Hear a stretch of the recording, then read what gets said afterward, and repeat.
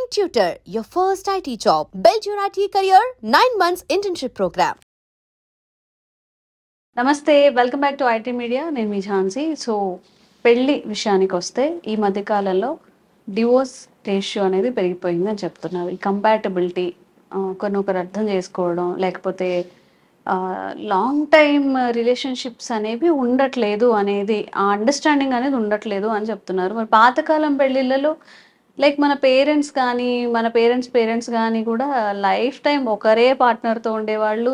And ఎన్ని కష్టాలు వచ్చినా కానీ అలాగే నిలబడేవాళ్ళు. ఈ వే ఆఫ్ థాట్స్లో కానీ లేకపోతే మన కల్చర్లో మార్పు వస్తుందా ఏంటి, దీనికి గల రీజన్స్ ఏంటి తెలుసుకుందాం. ప్రస్తుతం అంతా ఉన్నారు కౌన్సిలింగ్ సైకాలజిస్ట్, ఇంకా ప్యాషనెట్ స్టోరీ టెల్లర్ అని చెప్పొచ్చు, అలాగే పేరెంటింగ్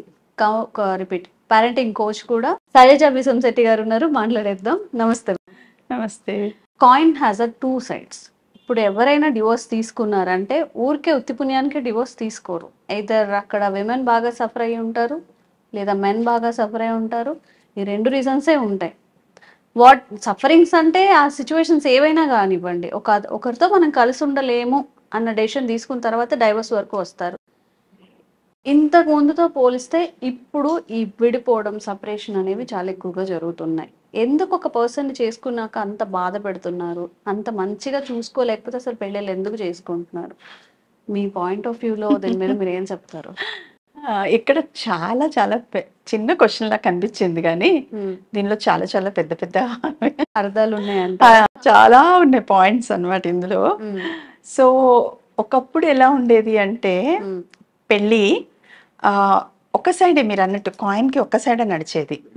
ఎలా, అబ్బాయి ఎలా ఉన్నా అమ్మాయి నచ్చింది, అరే నిన్ను నచ్చుకున్నారు, అమ్మాయికి వాళ్ళకి నచ్చింది, అబ్బాయికి అమ్మాయి నచ్చింది అంటే చాలు. ఇంకా పేరెంట్స్ కి అమ్మాయికి అబ్బాయి నచ్చాడా లేదా ఏంటనేది చూడరు. లేదు, అసలు పెళ్లి అనే కాన్సెప్ట్ లో అమ్మాయి అభిప్రాయం లేదు అప్పుడు. లేదు.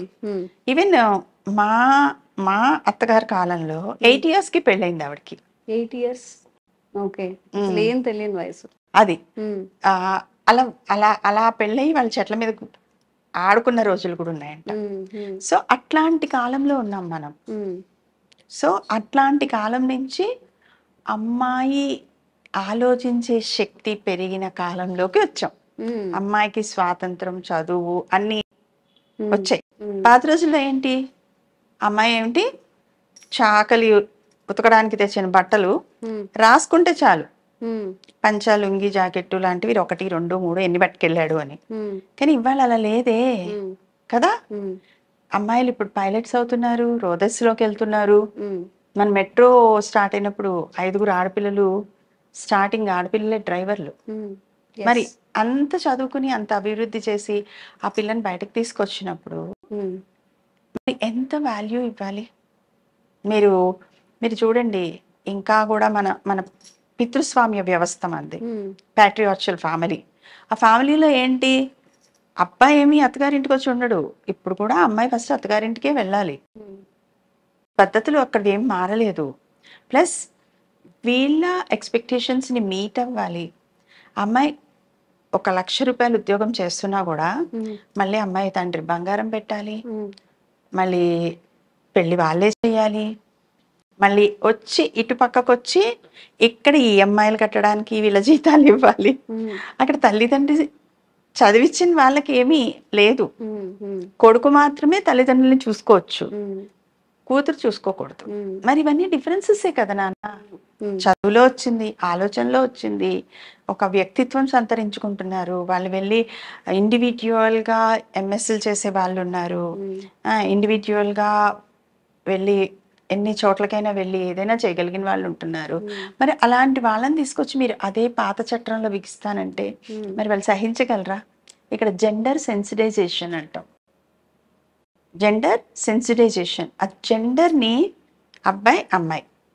సో అబ్బాయిలు ఎలాగా ఆ పాత భావాల్లో ఉండిపోయారనుకోండి, కొత్తను స్వాగతించకుండా.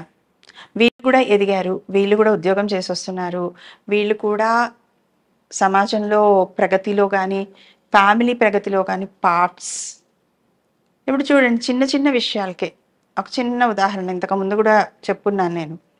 ఆ పెళ్ళి ఒక 1.5 year 2 years 3 years కష్టపడి ఇంట్లో ఒప్పించుకుని పెళ్లి చేసుకున్న వాళ్ళు ఉన్నారు. వాళ్ళు ఎలాగ ఒక జస్ట్ పెళ్ళయింది, ఏదో హనీమూన్ ట్రిప్కి వెళ్ళొచ్చారు, 10 రోజులు కూడా అవ్వలేదు, వాళ్ళిద్దరి మధ్యలో పెద్ద గొడవ. ఏంటి అంటే అబ్బాయి ఓన్లీ జాబ్ చేసి వచ్చి అలా హాల్లో కూర్చొని సాయంత్రం టీవీ చూస్తూ ఉంటాడు. పొద్దున్న అమ్మాయి లేచి వంట చేసి బాక్స్ కట్టాలి, సాయంత్రం ఇంటికి వచ్చి ఆ అమ్మాయే వంట చేయాలి. హీ డజంట్ డూ ఎనీథింగ్ అంట, బికాస్ ఈజ్ అ మేల్. నేను మగాడిని, నేను ఇలాగే పెరిగాను, నాకు పనులు చేయడం చెప్పలేదు. ఎంతమంది మగాళ్ళు ఇంట్లో పని చేస్తారు? మనం పెరిగారు నాన్న, చాలా మంది పెరిగారు.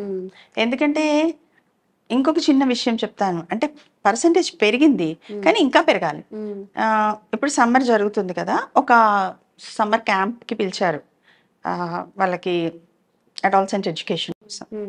పిలిస్తే అందులో నేను ఇలా మాట్లాడుతుంటే generally I talk about so many అనమాట.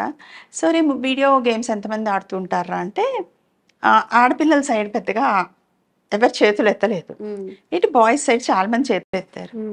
చేతులు ఎత్తితే ఏరా పిల్లలు మీరు ఎందుకు ఆడరు అంటే, ఏముంది మేడం, వాళ్ళు ఆంట్లు తోముకోవడానికి వంట చేయడానికి టైం సరిపోదు అన్నాడు. వాడు ఎంత తెలుసా, హీఈస్ జస్ట్ 8th class. సరే దొరికేవరా బుజ్జి రారా అని నుంచో పెడితే, అరే తినేవాడికి వంట చేయడం రావాలిరా ఇప్పుడు నెక్స్ట్ జనరేషన్లో, ఈ జనరేషన్లో తినేవాడికి రావాలి, అలాగే ప్రతి వాళ్ళకి ప్రతి పని రావాలి. సో మనం పాత సంస్కృతిలో ఏంటి, మగాడు సంపాదించుకొస్తే ఆడవాళ్ళు వంట చేస్తారు.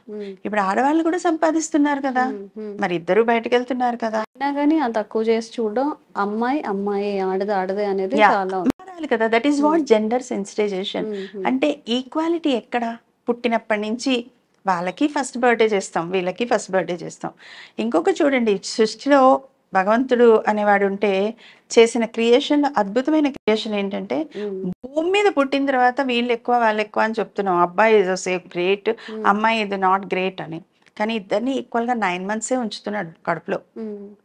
అబ్బాయి అయితే ఎక్కువ రోజులు మొయ్యడం, అమ్మాయి అయితే తక్కువ రోజులు మొయ్యడం కాన్సెప్ట్ ఏం లేదు కదా. బోత్ బిడ్డ తయారయ్యేటప్పటికి 9 months పడుతుంది. తర్వాత వచ్చిన ఇవన్నీ మనం సొసైటీలో ఏంటి, కట్నం ఇవ్వడం అని, సో ఆడపిల్ల మైనస్ అని, still we are talking like that. ఇంకా ఫ్యామిలీస్ ఉన్నాయి అలాగా. సో ఇద్దరిని మంచి స్కూల్స్ లో వేస్తున్నారు, ఇద్దరిని మంచి జాబ్స్ కి పంపిస్తున్నారు, ఆపర్చునిటీస్ ఇద్దరికి ఉంటున్నాయి. సో మరి ఈ ఆపర్చునిటీస్ తోటి పెరిగిన వాళ్ళిద్దరు ఎలా ఉండాలి, నువ్వు సగం నేను సగం, ఇది మనం కదా ఉండాలి. మరి అక్కడ మీరు తేడా చూపిస్తే, మరి ఆ బాబు అంటున్నాడు, చిన్న బాబు 8th class అంటే మేబీ తనకు ఒక 13 years ఉంటాయేమో, 13 or 14. ఏం చేస్తారు మేడం, వాళ్ళు అంట్లు తోముకోవడమే, వంట వండుకోవడమే అంటే అదంతా చేస్తే, అంత వర్క్ చేస్తేనే కదా నువ్వు తినగలుగుతున్నావు అక్కడ. తను కూడా చెయ్యాలి కదా పార్ట్, తను కూడా అందులో భాగస్వామ్యం తీసుకోవాలి కదా. సో పిల్లల పెంపకంలో, పేరెంటింగ్ లో కూడా ఈ కాన్సెప్ట్ రావాలి. చాలా మంది మారారు నాన్న, చాలా మంది మారారు, కానీ మారవలసిన వాళ్ళు కూడా చాలా మంది ఉన్నారు. సో అక్కడ మీకు మ్యారేజ్ బ్రేక్ అయిపోవడము, వాల్యూ లేదు అనే థాట్ రావడము, అవి కాక ఫైనాన్షియల్ ఇష్యూస్, ఇట్లా చాలా అనమాట. ఈ ప్రీ మ్యారిటల్లో వచ్చేసరికి ఇవన్నీ మాట్లాడతాం, ఎందులోనూ తక్కువ కాదు ఎవరు కూడా. సో ఈక్వల్గా ఇంపార్టెన్స్, అండ్ మన సంస్కృతిలోనే ఉంది 7 అడుగులు కలిసి నడవడం అని. సో అక్కడి నుంచి we have to start friendship. ఫ్రెండ్కి అయితే చాలా వాల్యూ ఉంటుంది, కానీ మరి వైఫ్కి ఎందుకు ఇవ్వరు, హస్బెండ్కి ఎందుకు ఇవ్వరు? ఇంకొక కాన్సెప్ట్ ఏంటో తెలుసా, ఈ మధ్య కొత్తగా విన్నది, వాళ్ళు 4 ఏళ్ల నుంచి they are good, they are living together, they are very good. Parents ఏం చేశారు, ఇద్దరిని పట్టుకొని పెళ్లి చేశారు. పెళ్లి చేశాక ఈగో క్లాషెస్ స్టార్ట్ అయినాయి.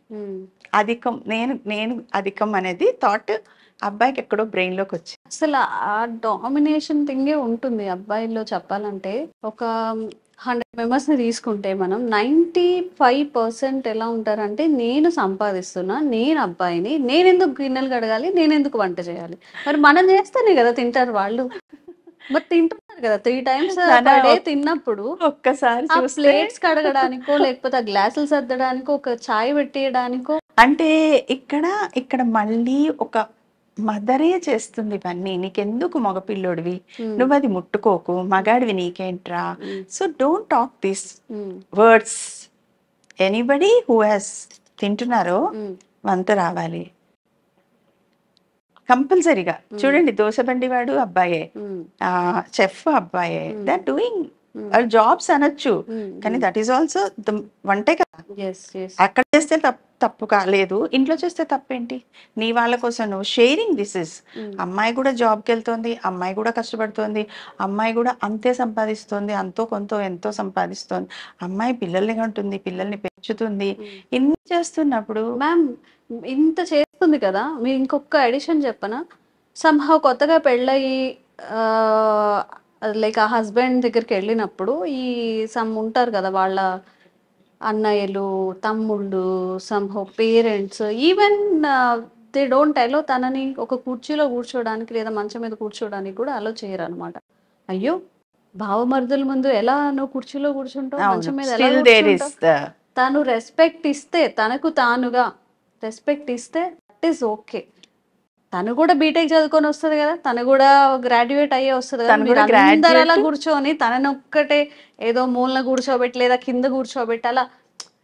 ఇప్పుడు రెస్పెక్ట్ అనేది వాళ్ళు కూడా సెన్సిబుల్ గా తీసుకోవాలి. బలవంతంగానో లేకపోతే తనని అవమానించినట్టుగానో అలా కూర్చోబెట్టడం, తనని అవమానించినట్టుగా వాళ్ళ పేరెంట్స్ ని ఏదైనా కంప్లైంట్ చేయడం, తను చేసే జాబ్ ని కంపెల్ చేయడం, ఇలాంటివన్నీ చాలా మెంటల్ టార్చర్స్ అవుతాయి కదా. తప్పకుండా అవుతాయి. చూడండి, మనము పెళ్ళిలో ఆ హల్దీలు, మెహందీలు మనవి కావు కదా, వాటన్నిటిని అడాప్ట్ చేసుకుంటున్నాం. డాన్సులు ఎవరెవరినో ముందలు పెట్టుకుని, ఇంకా కోచింగ్లు తీసుకుని జంటలుగా ఆ స్టేజ్ మీద అంత సెలబ్రేట్ చేసుకుంటున్నాం కదా, కొత్తవన్నీ అడాప్ట్ చేసుకున్నాం కదా. మరి మీరన్న పాయింట్ని ఫ్యామిలీస్ కూడా అడాప్ట్ చేసుకోవాలి. అమ్మాయి చదువుకుంది, జాబ్ చేస్తోంది, she officer or something there, లేకపోతే she software engineer or something there. So equality, అందుకునే చెప్పాలి, జెండర్ సెన్సిటైజేషన్ ఈక్వల్ గా చూడడం రావాలి ఇప్పుడు మారిన సమాజంలో. ఎందుకంటే ఒకప్పుడు అమ్మాయికి సంపాదన లేదు, డిపెండెన్సీ తప్పనిసరి, కొట్టినా తిట్టినా ఏం చేసినా. ఇప్పుడు అమ్మాయికి అవసరం లేదు. చూడు నేను ఏం చేస్తాను, నా లైఫ్ నేను ఎలా ప్రొటెక్ట్ చేసుకుంటాను, నీకన్నా ఎలా మంచిగా బ్రతుకుతాను అని చెప్పి బయట వచ్చేస్తున్నారు. సో చాలా మంది దాన్ని ఏమంటారంటే డివోర్స్ తీసుకుంది, ఇదేం చేస్తా వాళ్ళు డివోర్స్ ఇచ్చారు, లేకపోతే సొసైటీ చూసే చూపులు కానీ అందరూ మనల్ని అప్పటి వరకు ఫ్రెండ్స్గా ఉండి వాళ్ళు మాట్లాడే విధానం కానీ మారిపోతుంది. బట్ ఇలాంటివి జరిగినప్పుడు అమ్మాయి ఏం చేయాలి చెప్పండి మరి మీరు? అమ్మాయిలు ఏం చేయాలి అంటే, ఇక్కడ చెప్పేది అదే, ఈక్వల్గా చూడలేనప్పుడు, తన ఇండివిజువాలిటీ తనకున్నప్పుడు, నేను ఒకటే అంటాను, అసలు అక్కడ దాకా తీసుకొచ్చుకోకూడదు. ఎవరు ఇద్దరికీ అవసరమే పెళ్ళి, నీకెంత అవసరమో నాకు అంత అవసరమే. సో దీన్ని ఇద్దరు కాపాడుకోవడం చెయ్యాలి. ఆ కాపాడుకోవడం ఎలా అనేది ప్రీ మ్యారిటల్ కౌన్సిలింగ్ కి వచ్చే జంటలకి మనం చెప్తాం అనమాట. సో అమ్మాయి ఏం చేయాలి అనే దానికంటే కూడా నిబ్బరంగా నుంచోవాలి. ఇక్కడ ఏంటంటే నాన్న మీరు అన్నారు స్టార్టింగ్ లో టగ్ ఆఫ్ వార్ అన్నారు. సో దాన్ని యుద్ధంలా తీసుకుంటామా, ఆ చెయ్యి కలిపి కలిసి వెళ్తామా, షేరింగ్ కేరింగ్ లో ఉంటామా అంటే గివ్ రెస్పెక్ట్, టేక్ రెస్పెక్ట్. అది నీ నుంచి నా నుంచి కూడా. ఒక వివాహ వ్యవస్థ నిలబడాలి. అక్కడ దాకా రాకూడదు అంటే ట్రిగ్గరింగ్ పాయింట్స్ ఏమున్నాయి, ఆ పాయింట్స్ ని టచ్ చేయకుండా ముందుకు తీసుకెళ్ళాలి. ఓకే, ఎక్కడి వరకు వాళ్ళు ఫేక్ పర్సన్ కానప్పుడు, వాళ్ళతో మన లైఫ్ సెక్యూర్ గా ఉంది అన్నప్పుడు, కొంచెం ఏదైనా చేంజెస్ చేసుకుంటే వాళ్ళతో లైఫ్ బాగుంటుంది అన్నప్పుడు డివోర్స్ అనేవి మాక్సిమం అవాయిడ్ చేయాలి. But toxic relations, toxic person అక్కడి వరకు అయితే మాత్రం నిర్మోహమాటంగా ఇప్పుడు చాలా ఆపర్చునిటీస్ ఉన్నాయి. నేను ఓన్లీ విమెన్ గురించి మాత్రమే మాట్లాడలేదు, మెన్ ఎవరైనా సరే టాక్సిక్ రిలేషన్షిప్ లో ఉండాల్సిన అవసరం లేదు. అంటే అంత సివియారిటీని ఫేస్ చేయాల్సిన అవసరమే లేదు, బయటకు వచ్చి హ్యాపీగా బతకచ్చు. అది పీస్ కూడా ఉంటుంది. It's not an end, just it's a bend అనుకోండి, వచ్చి మళ్ళీ నిలబడండి. అది సో ఇది డివోర్స్ గురించి. అండ్ డివోర్స్ తీసుకున్న వాళ్ళని తక్కువ చేసి చూడడం ఏదంటే అది మాట్లాడాలి. అండ్ తీసుకున్న వాళ్ళు కూడా ఎవరిని లెక్క చేయక్కర్లేదు. మనం స్ట్రాంగ్ గా నిలబడి మన లైఫ్ లో మంచి గివ్ అప్ ఇచ్చినప్పుడు మళ్ళీ మన చుట్టూ తిరుగుతూ ఉంటారు అందరు. ఇది గుర్తుపెట్టుకోండి. దిస్ ఇస్ ఆల్ మళ్ళీ పిల్లల్ని పెంచే విధానంలో వాటిల్లో they should be emotionally strong.